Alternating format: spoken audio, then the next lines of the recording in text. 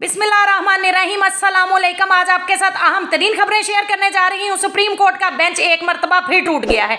Justice Jamal Khan Mandokhel साहब इस bench का हिस्सा नहीं रहे। समाअत शुरू होने से कबल चीफ जस्टिस ने कहा, मिस्टर अटॉर्नी जनरल, इससे पहले कि आप कुछ कहें, जस्टिस जमाल खान मंदोखेल कुछ कहना चाहते हैं। जस्टिस जमाल खान मंदोखेल इस बेंच का हिस्सा नहीं रहना चाहते, जबकि कल जस्टिस जमाल खान मंदोखेल बेंच में शामिल होने पर रजामंद थे।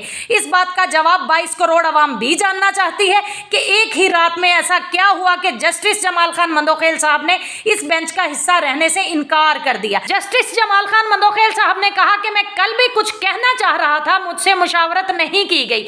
शायद मुझसे मशवरे की जरूरत नहीं थी या इससे कबल ये समझा नहीं गया। अल्लाह हमारे मुल्क की खैर करे और जो भी बेंच बने ऐसा फैसला हो जो सबको कबूल हो। हम सब आइन के पाबंद हैं और 15 के 15 जजेस आइन के पाबंद हैं।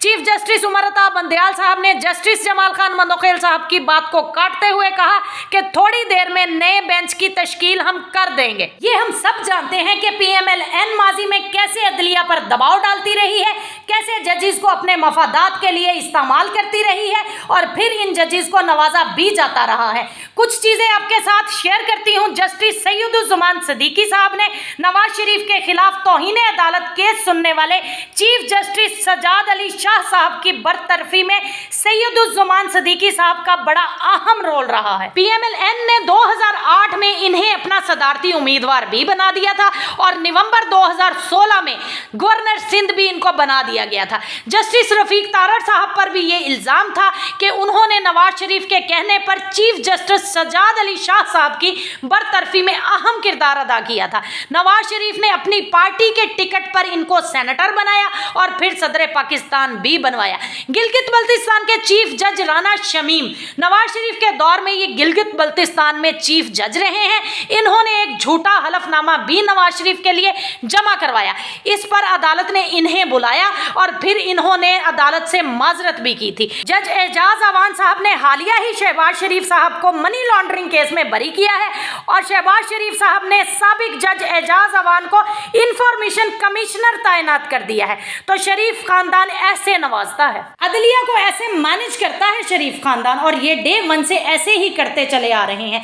लेकिन अब 1990 का दौर नहीं है, अब ऐसा नहीं चलेगा। अब आपको टक्कर के लोग मिले हैं। अब 3 रुकनी बेंच तश्कील दे दिया गया है। इसमें चीफ जस्टिस उमर अता बंदयाल साहब, जस्टिस एजाजुल एहसन साहब, जस्टिस मुनीब अख्तर साहब हैं और इस केस की समाअत मंडे को होगी। PDM ने रोला डाला हुआ था कि फुल कोर्ट बेंच तश्कील दिया जाए, लेकिन चीफ जस्टिस उमर अता बंदयाल साहब ने इनकी ख्वाहिश को रिजेक्ट कर दिया है कि फुल कोर्ट नहीं बनेगा। चीफ जस्टिस उमर अता बंदयाल साहब पर प्रेशर डालने की कोशिश की जा रही है। मैं चीफ जस्टिस उमर अता बंदयाल साहब से ये कहना चाहती हूँ कि आप आइन के मुताबिक फैसला करें। पूरी कौम डट कर खड़ी है आपके साथ। चीफ जस्टिस उमर अता बंदयाल साहब ने रिमार्क्स देते हुए कहा कि जजेस को दफातर से निकालकर घरों में कैद किया गया था। मौजज़ा हुआ कि जज वापस दफ्तर में आ गए। 90 की दहाई में कई बेहतरीन जज वापस नहीं आ सके। जिन जजेस को मुशर्रफ ने निकाला था वो वापस आ गए थे वकला तहरीक के जरिए। जिन जजेस को नवाज शरीफ ने खराब किया था वो वापस नहीं आ सके।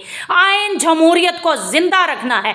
कल तक जेलों में रहने वाले आज असम्बली में तकारीर कर रहे हैं। इसकी वजह यह है कि वो आवाम के नुमाइंदे हैं। असम्बली की मुद्दत होती है और हाउस के सरबराह को तहलील का इख्तियार है।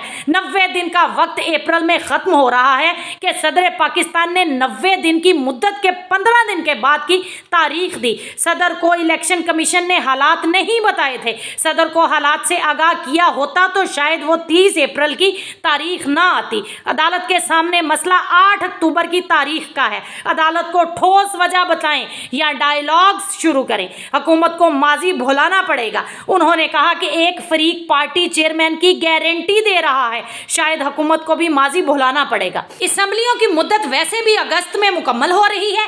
अगर हुकूमत और अपोजिशन के मुज़ाकरात हों तो कुछ दिन वक्फा कर लें। अगर मुज़ाकरात नहीं होते तो आईनी किरदार अदा करेंगे। दरअसल अदालत का भी यही कहना है कि हुकूमत और अपोजिशन डायलॉग्स करें, कंसेंसस के साथ ये तय कर लें कि इलेक्शन कब होंगे। नवाज शरीफ का एक स्टेटमेंट आया है जो कि एक सजा याफ्ता मुजरिम है, मफरूर है, इश्तेहारी है। 50 रुपए के स्टैम्प पेपर पर फरार हो गया था। 4 साल हो गए हैं नवाज शरीफ के आने का कोई पता नहीं। नवाज शरीफ ने कहा कि मुल्क तारीख के नाजुक तरीन दौर से गुजर रहा है। वैसे नवाज शरीफ साहब यही डायलॉग हमेशा बोलते हैं। इलेक्शन कमीशन केस के मुतालिक सब फुल कोर्ट बनाने पर मुत्तफिक हैं। ये ट्रक या रेडी वाले का नहीं बल्कि कौमी एक मसला पाकिस्तान का बन चुका है, लिहाजा फैसले जबरदस्ती ठोंसने से गुरेज किया जाए। नवाज शरीफ साहब आप हमेशा इलेक्शन से नहीं ऑक्शन के जरिए आते हैं, पहले खुद तो पाकिस्तान आ जाएं, वहां बैठकर अदलिया को धमका रहे हैं और साथ साथ आवाम को भी धमका रहे हैं कि अगर इस बेंच ने फैसला दिया तो डॉलर 500 रुपए का हो जाएगा।